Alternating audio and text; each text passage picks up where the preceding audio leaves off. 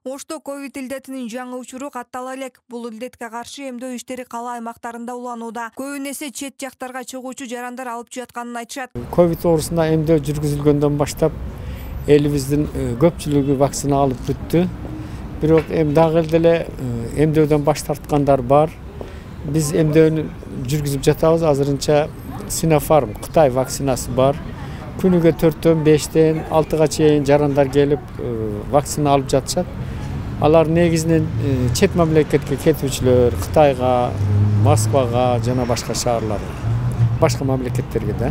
Эмдөөдөн өткөн жарандардын абалы туруктуу болуп, коронавируска кабылса да жеңил өтүүсүн билдиришет. Ар бир жаран эмдөөдөн өткөндүктөн илдеттен арылууга мүмкүнчүлүк түзүлүп, абалы турукташкан. Азыр жакшы болуп атат. Ковидке вакцина алгандан кийин жакшымын. Азыр мен жашым 73-ке кирди. 74-ке чыктым. Жакшы жүрөм. Жакшы азыр эч кандай грипп болбойт. Негизи вакцина алган жакшы. Алыш керек.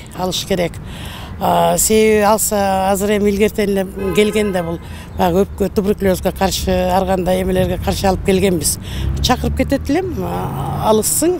Ош шаарында максаттуу топ 119 000 калк катталса, алардын катарында эмдөөдөн өтөлөктери да бар. Ага ылайык дарыгерлер жакындарынын өздөрүнүн ден соолугуна кам көрүүсү үчүн вакцина алууга чакырышат. Мен айтар элем, бүгүнкү күнгө чейин вакцина алгандардын ичинен эч ким ооруп келген жок. Оорудум деп кайрылган жок. Анан вакцина алгандардын 99% менимче соо болуп жүрүшөт да. Анан кийин эч кимге мындай бир зыян тийген жок. Ошондуктан мен айтар элем, ковидке каршы вакцинаны алып койгон бул эң чоң мааниге ээ жана биздин элибизди сактап калууда чоң ролду ойнойт деп ойлойм да. Шаар аймагынан биринчи доза менен 85% адам эмделген, экинчи доза менен 73, ал эми үчүнчү доза менен 22 066 жаран алган. Учурда Sinopharm вакцинасы колдонулуп жатат. Алдыда дагы эмдөө өнөктүгү жүргүзүлөт.